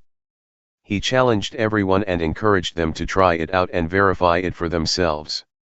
I would like to say that the reason I am a disciple of Luangpor is not because of his biography, not because of his external behavior, not because of hearing his words, or because of what people said about him. But it was because I tried out the method of developing awareness by using movements, and many results followed, until, in the end, there was nothing left of the word suffering. This was because of practicing according to Luangpor Teean's method. It is his teaching, to say that it is the method that the Buddha teaches is not incorrect. I'm not praising Luangpor Teean. I'm not bragging. I'm talking about what is practical, what is possible, what can be done in this lifetime. One doesn't have to wait for death, everyone can do it, can have it, Can be it? Luangpor Teean is my teacher. I have followed everything he taught me, rhythmic and walking meditation, in order to generate awareness, to see the movements of the body with awareness, and to see thoughts in the mind with awareness, and to be the watcher of these two natural phenomena. Awareness and realization are the inner eye, they are the witness to the body and the mind, until one sees these two natural phenomena, and one gets the insight that they are only just material and mental things. They are not any self, they are just nature. Having seen it, one really knows that they are just rupa and nama, one knows how to deal with them and the problem is finished. One is beyond them. Next, Luangpor teaches to look at the suffering that is associated with rupa and nama.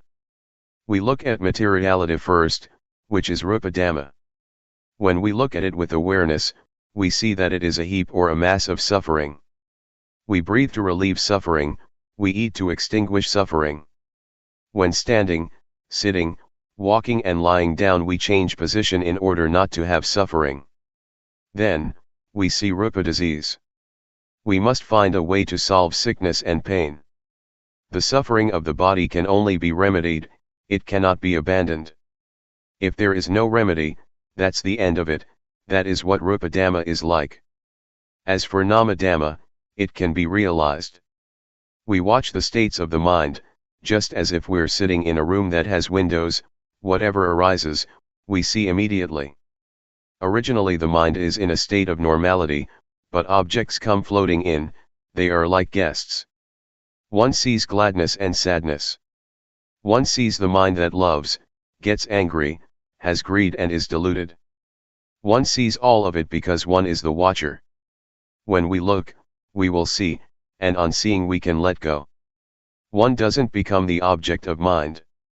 This is not the same as watching materiality. The suffering of rupa cannot be abandoned, one can only lessen it.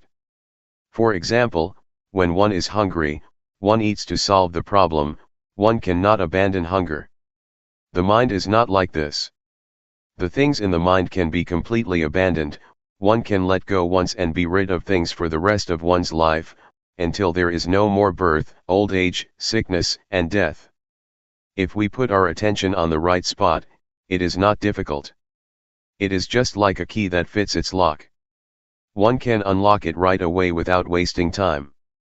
The principles of the four foundations of awareness can be compared to a key or to a perfect vehicle that one uses for traveling. One passes through continuously. The body, feelings, mind states, and objects of mind are stations that detain us human beings. It is hard to be free from them. But if we develop the foundations of awareness a lot, and put our body, feelings, mind, and mind objects in the boxing ring, awareness will be the champion. It will conquer constantly because the body, feelings, mind, and mind objects are not any self, they will have to confess and surrender to awareness. The truth cannot escape the truth, what is not true cannot withstand verification. The principles of the four foundations of awareness compare with a just judge who upholds uprightness. They charge suffering, the ego, the self, like, dislike, gladness, sadness, defilements, craving, being caught up in things, the sense of me. These things cannot arise. One could say that the foundations of awareness are the contraceptive medicine to control the birth of suffering. Suffering cannot establish itself, because one sees from the beginning that there is only rupa and nama. When one sees from the start that there are only just rupa dhamma and nama dhamma, this immediately affects suffering. It is shaken. This matter is about ending suffering, it is about peace, it is about the remainder-less extinction of all suffering. Luangpor Tong Apagaro. Watsanam Nai, Bongrua District, Nuntaburi Province. The experience of meeting Luangpor Teean. I am a monk from out in the country. My parents were farmers. Before I ordained, I made merit and made offerings. I would go to the monastery as the tradition prescribed, and as my parents used to do. At that time, I didn't practice yet. I ordained when I was nearly 23 years old, in 1961. Having ordained, I studied in an ordinary monastery in Houdan province. I practiced some meditation, but I didn't understand it very well. In 1968, I spent the Rains retreat in Chayapam province, and after that I learned to give Dhamma talks. In those days, in order to give talks, one had to study with a teacher. It so happened that a layman from Lahi province came to visit his relatives here, and he had heard Luangpor Teean speak Dhamma with Ajahn Mahaboatong, the latter being one of his first disciples. He practiced with Luangpor Teean, and he was invited to give a talk to the lay people at my wat. This man kept talking to me, telling me all about it, and it struck my mind how he could talk about the Dhamma. I had been a monk for 7 years but still didn't know or understand Dhamma. This made me doubt, and I felt ashamed of myself. I had studied some scriptures, but where was the Dhamma? Ajahn Mahaboatong had studied until he had a degree and still practiced too. Where is the Dhamma to be found? If I stayed to be a monk for many years, when I gave a talk there might be meditation monks present, and then I would be embarrassed. So I thought to myself, this year I have to go and practice the Dhamma, I have to go and study the Dhamma with Luangpor Teean to know and understand. As for learning how to give talks, it could wait. At that time, I was imagining that one would probably get psychic powers from practicing meditation, and that one would be able to dive into the earth, become invisible, disappear and those kinds of things, because that is what I had read in books.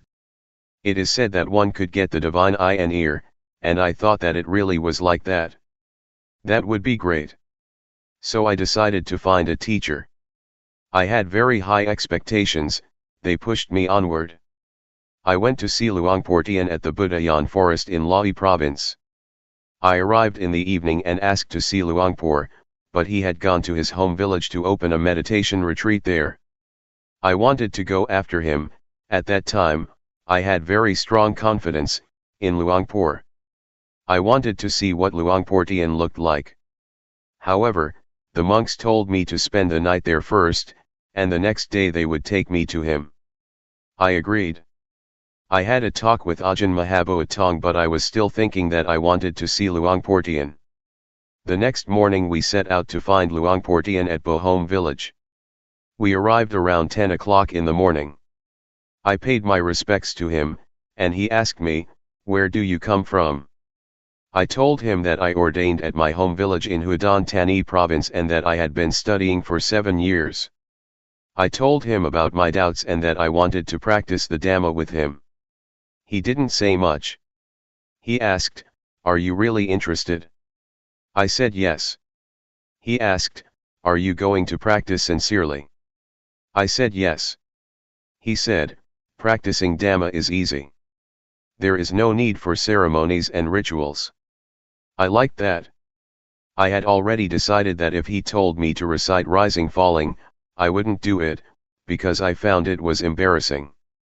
But he was talking about practicing in a simple way, being at ease, using movements. No need to close the eyes while sitting, raising the hand, lowering the hand, making movements.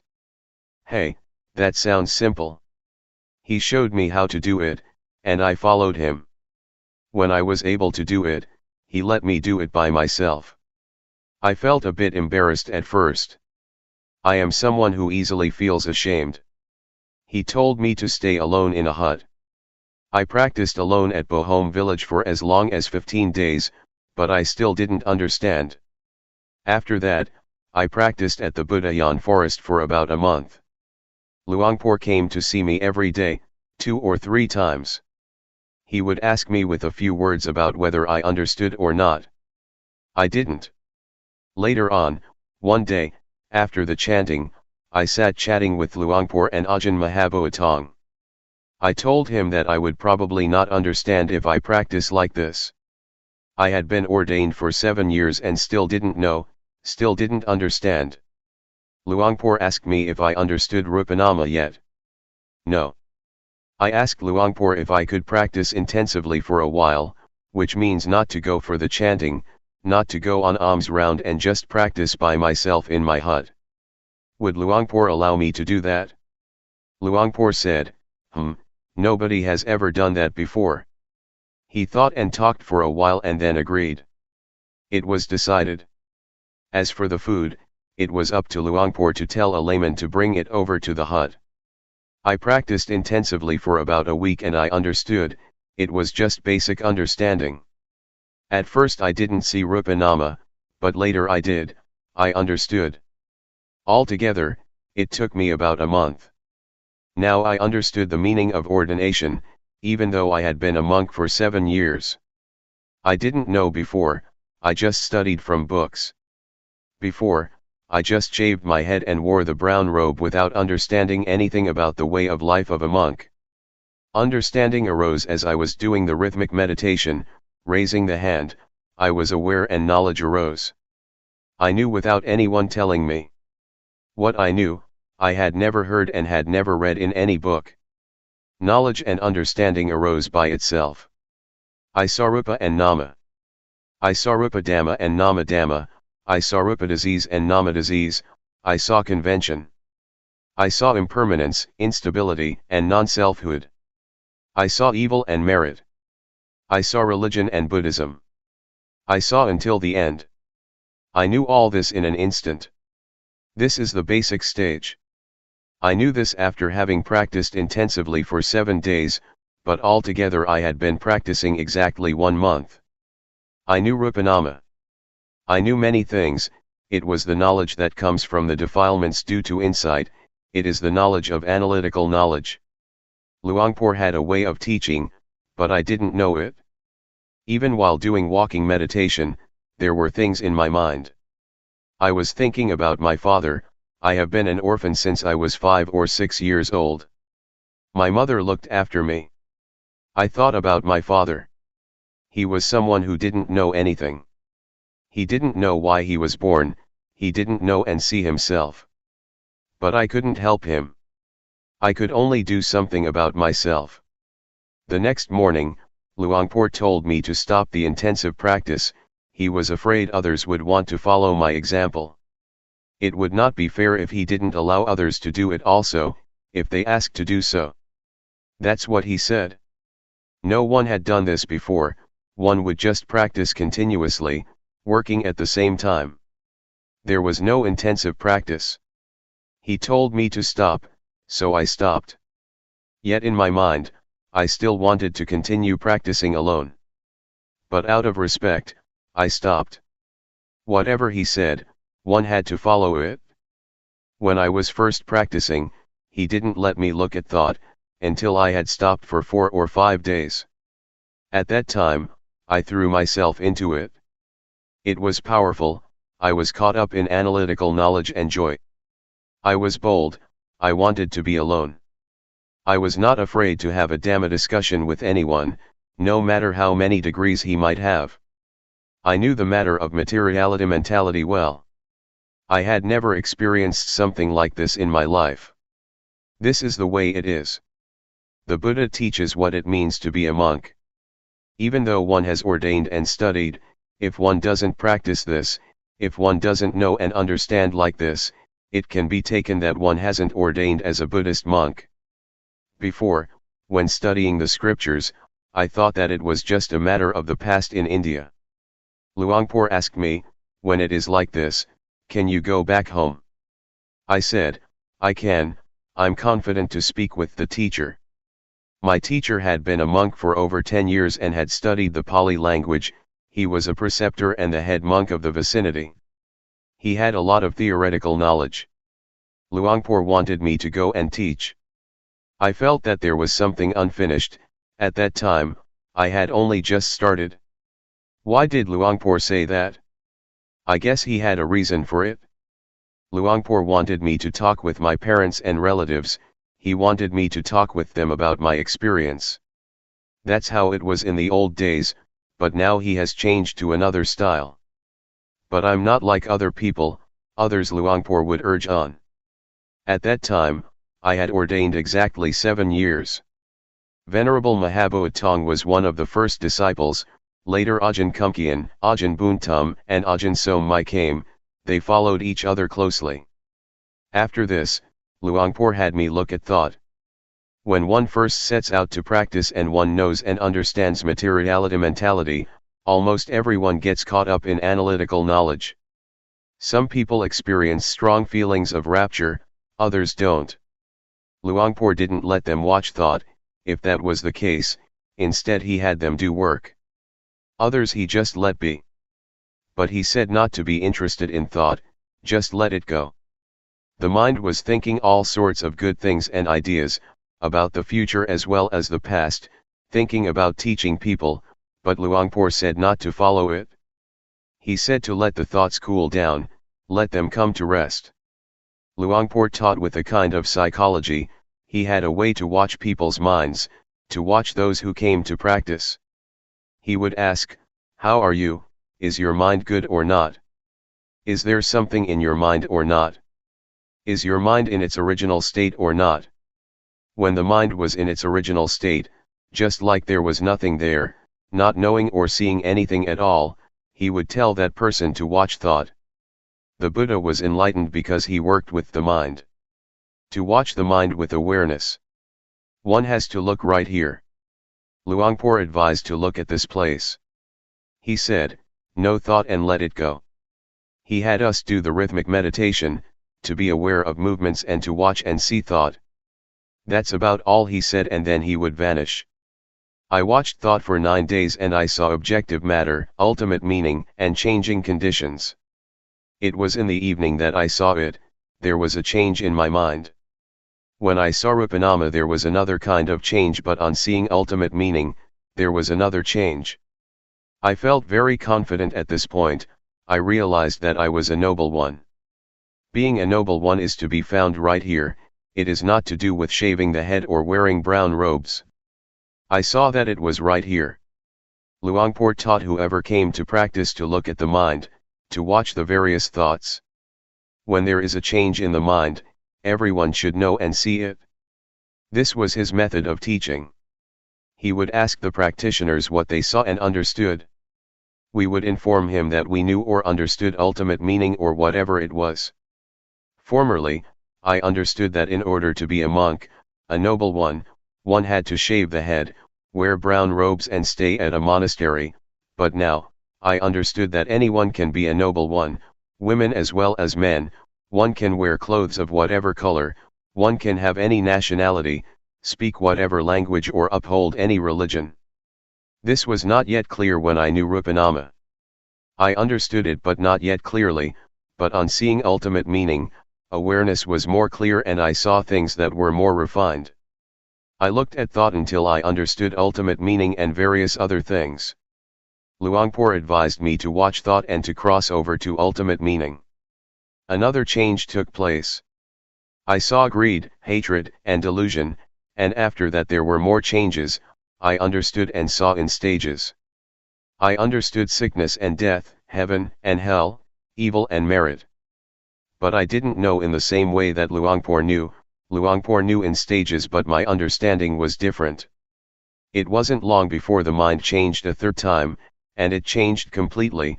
I saw greed, hatred, and delusion at the same time as objective matter, ultimate meaning and changing conditions. After that there were insights continuously. I saw virtue, I saw sensuality, etc., until I knew everything. I understood what the Buddha taught. I practiced alone and didn't talk with anyone.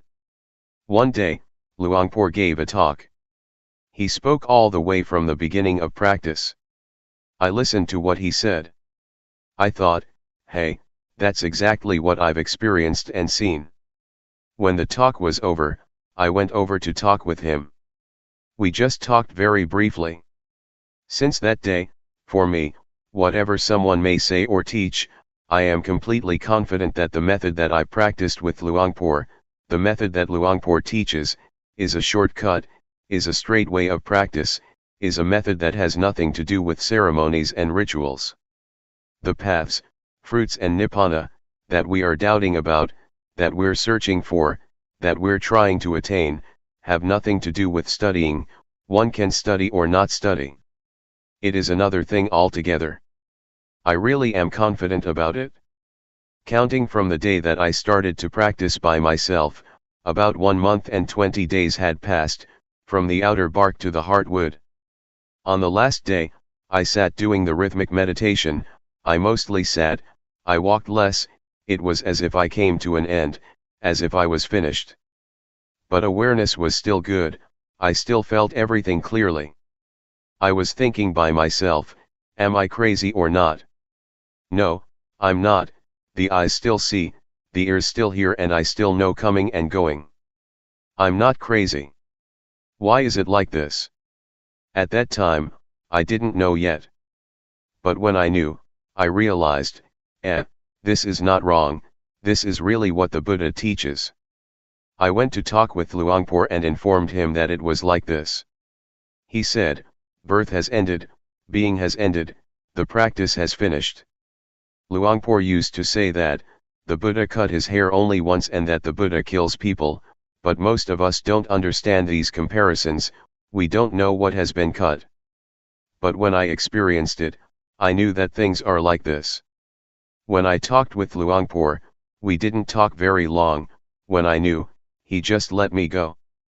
During the last stage that I was watching thought, I looked at my mind changing continuously, in periods, in stages. But there must be an object to know.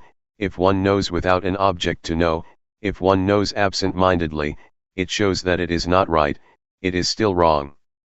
There must be an object constantly, one has to see constantly. I completely understood about the training in virtue, the higher training in virtue, the higher training of the mind and the higher training in wisdom. I knew all of it. But I cannot speak in the same way that Luangpor did. The way he used to talk was that things have to be like this and like that, but what I saw was more like an immediate liberation. Luangpor has another style. It goes in stages. My way is different. Altogether there were 5 shifts in the mind, it happened very quickly. With the last one, I knew the state of arising passing that Luangpor used to talk about. They say, the eye sees a form, it arises and passes. One hears, it arises and passes. Something comes in contact with the body, it arises and passes. This is what's in the scriptures, anyone can say it, but this has nothing to do with the state of arising passing. It is something different. I can really guarantee this method. At this time, with Luangpor having passed away, I can insist that the principles of the method that Luangpor teaches are right. If one really practices, one will get results, regardless of who it is. One can be ordained or not be ordained, it is not connected with having accumulated virtuous qualities in the past. It doesn't depend on anything. This is something different altogether. That's the way it is. Practicing intensively in order to be aware, these are just words. One keeps to oneself, one doesn't talk with anyone, one is alone in one's hut, practicing awareness will become more continuous. This is external practice that people can see, but if the internal awareness is continuous, then, even though one doesn't stay alone, it is also intensive practice. But it is difficult, it is not easy to be constantly aware all the time. But if one can do it, it is intensive practice. Some people can do it without difficulty, wherever one may be. Among 100 people, there may be 1 or 10 who can do it like that. At first, it is quite hard though, one cannot yet catch the awareness, and there are a lot of thoughts. Awareness can't stand up to the thinking, there is only little awareness. But when practicing for a long period of time, the awareness gradually increases. But at first, one sometimes feels disheartened, awareness arises with difficulty. When I first practiced with Luangpor, I sometimes did some walking outside the hut, but, later, when I practiced intensively by myself, I mostly was inside the hut and didn't go outside. I used the posture of sitting more than the posture of walking. One day, as I was sitting, practicing awareness, making movements in the sitting position, for one moment it was just as if things happened very fast, it was as though it happened in a flash, like a flash of lightning. To use Luangpor's expression, it was like a blink of the eye or a snap of the fingers. At that time, it was as if there was something heavy and I threw it off. I felt light. I knew I was light because I had never experienced this before. I felt that something was different. But there was awareness. It didn't go anywhere. I knew that there was lightness. Awareness was stable all the way through, even while being asleep, I knew. When awareness is perfected, dreams during sleep will become less or they might stop altogether. Ordinarily we think a lot, but when we develop awareness, thought becomes less and less. In the scriptures, it is said that noble ones, or those with awareness and wisdom, don't dream. This is talking according to the books. In the daytime we think and at night we dream. One knows one is dreaming, it is similar to thinking. One knows, sees, and understands it, and so one knows at the time that one is dreaming. Developing awareness through making movements with the hands, if we find that it is not convenient to do so, we can be aware of other movements such as blinking the eyes, breathing, or whatever. Awareness can be practiced in many ways, it is universal, it can be applied to our duties and our work. But what is important is to know at that moment, knowing within oneself. We make a movement or we take hold of something. Know what you are doing. There must be one point or other to know, without having a focus somewhere, we can't catch awareness. The knowing is the most important. If we are aware of some part of the body, we will automatically know other parts that are moving because they are connected.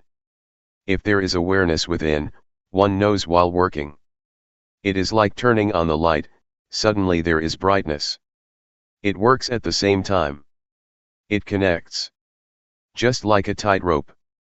When it is cut, everything jerks. We should train our minds to be with awareness and watch our thoughts. Never mind if the mind thinks. It is not that we try to stop thinking. Go ahead and let it think. But look at it. We are just the observer. Observe it continuously and let it go. Trying to train like this, one will make gradual progress, until one reaches that point. All things arise from a cause, things pass because the cause is no longer there, that is what monks teach. But we don't know what the cause is. The monks teach cause condition, object condition, etc. There is a point where causes are finished and conditions are finished. We don't know where they went. No one followed to see what happened. Whether one knows or not, one doesn't see it. We shouldn't call this point the end, because it would be encouraging people to do evil. It would be misunderstood by people who still don't have enough understanding. Therefore, the way of teaching must be a skillful one. Luangpor said, "There is no coming and no going." One can say as much as that. If we were to say that there is no life after death, it would just be the end of the matter, and people wouldn't do anything. They would call it wrong view that one who does good doesn't get rewarded, or doesn't get merit from meritorious actions. There is no heaven and no hell. This is a wrong teaching. There is no coming and no going, reflect on it yourself. It's up to you to figure it out or not. Study it for yourself, know, and see, and be it for yourself. That is better than what someone else might say. When you are and have this knowledge, you will be at ease. Others may want to be reborn. That's their business, but we don't come from or go anywhere. We stay here. In reality, if we understood what the end of life really is, we would be at ease. Everything would be done easily and in comfort. But as it is, we don't understand, so we act out of not understanding, we act in an ignorant way. To act with knowledge is different. There are people who know, but people who don't know still don't know, even when they practice. They are not sure and not confident. But for someone who knows, whatever happens, he or she is sure, whether one practices or not, one is confident. Because one knows. One can practice or not, it really is very simple. The Buddha teaches to practice simply. When we get to that point, we see that the Buddha's teaching is very simple. It is so simple that nothing remains to be said, or there is nothing left to teach. What is there to get? There is nothing to get. Putting it simply, the Buddha teaches to stop, doesn't he? He teaches people to stop. But we don't stop. We're not willing to stop. When we stop, it will be finished, there is nothing. But the body still goes on living, one still eats, one still does various duties and practices, the body still moves. But inside, there is stillness, there is not wanting, there is coolness. It has stopped, it is enough. We could talk in terms of path, fruit, and nibbana, or whatever. There is not birth, there is not death, there is not aging, there is not sickness, there is not going, there is not coming. These words are convention, words spread out and enlarge. So, may all of you be able to train yourselves and prepare yourselves. Try to let appear that which exists already, and when the time comes that the breath stops, it will really be very easy. Ajahn Da Sammakatho. Wat Buddha Yanuntaram Monastery, Las Vegas, 5320 Kell Lane, Las Vegas, Nevada, 89156. Presently living at Reading Meditation Center. www.readingmeditationsociety.org. The path that is a path. The word path here doesn't mean a path on land, in the water, in the air, or a footpath, but it means a path to be traveled by the mind. From suffering to no suffering. From problems to no problems. From darkness, complexity, and confusion to brightness, peace and coolness. The Buddha is only the one who pointed out the way, Akatha Aro the Takatha.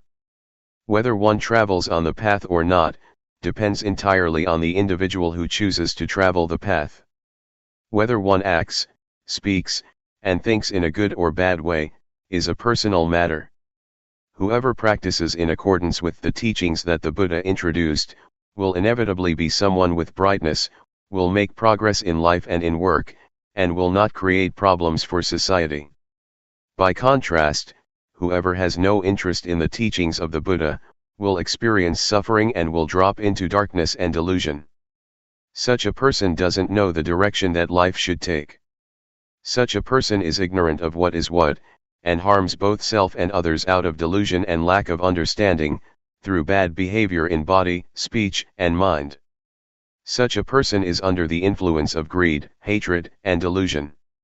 Described in the biography of the Buddha, as well as before the time of the Buddha, some practiced physical torment of self, and it was widely believed that the 7 or 8 absorptions were the highest of attainments. The Buddha saw that such was not the way to completely escape suffering, it is just a way to temporarily become peaceful or to subdue oneself, like putting a rock on top of the grass. The Buddha rejected those methods, and sought the way out by working with the mind. He continually observed with awareness the conditions that, without pause, arose in the mind, changed and passed away. This caused him to realize the truth, he found the answer to everything, he was the perfect Buddha. He knew right as well as wrong. In sum, the Buddha searched for 6 years to find a way out, through all the various methods that existed in those days, were all just deluded ways, wrong ways, closed ways. They were dead ends, they were paths that are not paths. Awareness to continually watch the movements of body and mind, in accordance with the form of the 4 foundations of awareness, highlights the importance of the section, in that sutta, which stresses, 1. The postures and, 2. Sampajanya, or awareness directed towards the body. It is the means to access and come into contact with the basic objects of insight meditation, that is to say, to know rupanama, rupa-doing, nama-doing, rupa-disease, nama-disease, impermanence, instability, non-selfhood, convention, religion, evil, and merit. This is the initial stage for the practitioner. To know and experience these phenomena is to enter the highway of the Dhamma, and at the same time it is an arrow that points to the final destination, the end of the end, or the end of suffering, which is the highest goal of life. When we have reached it, we will have answers to everything. When knowing and seeing the truth, according to the way things are in reality, the mind begins to change from one thing to another, through the power of ultimate truth. Previous behavior and tendencies get reformed, and, at the same time, that which is really true in life becomes manifest. One loses one's naive beliefs about, for example, ghosts and angels, lucky omens, heaven and hell. One starts a new life, right there, at that point. Just that little bit of awareness is the vehicle that leads life to the end of all suffering. When life reaches the end of the end, it is as if one lives in a new world. It is a world of spiritual freedom, safe from spiritual suffering. It is a safe and peaceful realm. Life has come in touch with the highest truth in Buddhism, will be established in the now, and it will be very simple. It will be light, comfortable, and without worry or doubt. There will be no danger. I can guarantee that one who has come to the stage of ultimate meaning will definitely not lose his or her way. He or she will have nothing to do with ghosts, angels, auspicious timing, sacred things, hell, heaven, death, rebirth, and so forth. This is because one who practices the Dhamma by developing awareness in this fashion, must know and contact objects all the time. That person must review the stages of practice, and investigate what one knows, what one is watching, where and how. All of this one knows instantly. It is said that the truth will not leave someone who is real, and, in the same way, someone who is real will not discard the truth. The secret of changing the states of mind. Take this little feeling, this awareness, as the starting point. Know when a thought pops up in the mind. Just know indifferently, know it, and let it pass. There is not need to pull the mind back, and do not let the thought pull you away. Awareness does its duty of watching by itself. When awareness keeps a close and careful watch, the observer and the observed are separated things, and one doesn't get entangled in thought. There will only be pure awareness in the present. At the moment that there is not greed, hatred, or delusion mixed up with the feeling, one will automatically know from deep within the mind that, a change in the mind has clearly taken place. And in the end of the end, that small awareness will have become, a hidden power, in each and every posture. We know Luangpor Teean from meeting and talking with him, from reading his books, from what others have said about him and from practicing. But I know him as the one who gave me a new life. The principles for conducting one's life in a simple, light, and comfortable way, without worry, were passed on to me from experience gained, when I was close to Luangpor, continuously and for a long period of time. I have spent 6 rains retreats with him. I used to think, in those days, that I would stick with him forever. To get a new life is like reliving life anew, or one could say that it is dying and being born again. Dying before death, being born again, my being born in the Dhamma, approaches now its 15th year. At present, life is in its teenage stage in the Dhamma. I'm not much attached to places or people.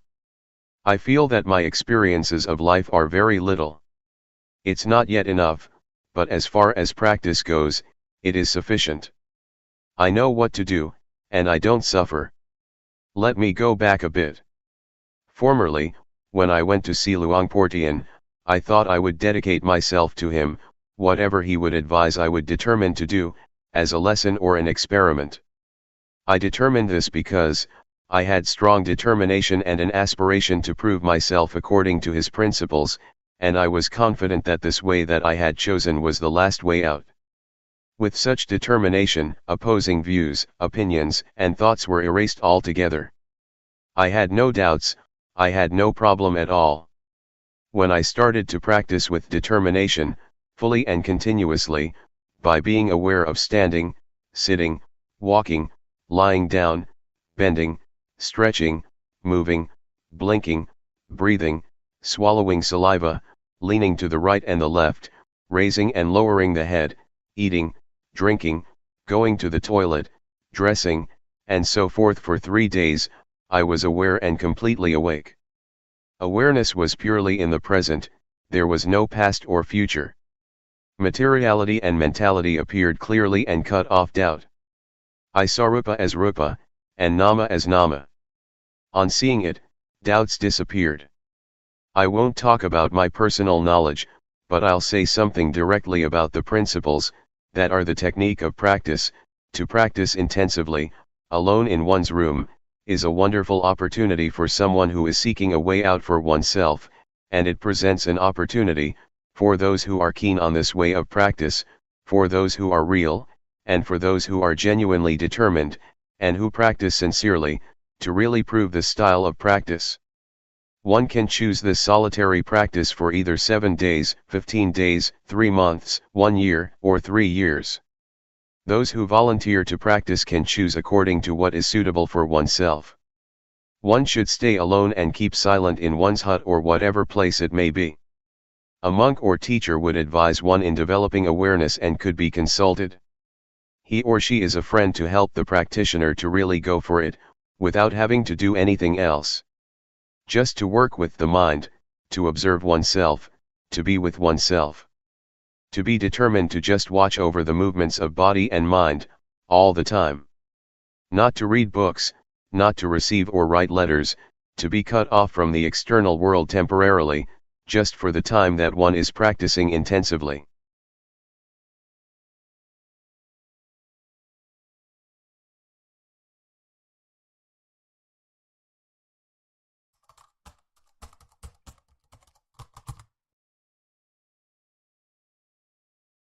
May all beings be at ease. Whatever living beings there may be, whether they are weak or strong, omitting none, the great or the mighty, medium, short or small, the seen and the unseen,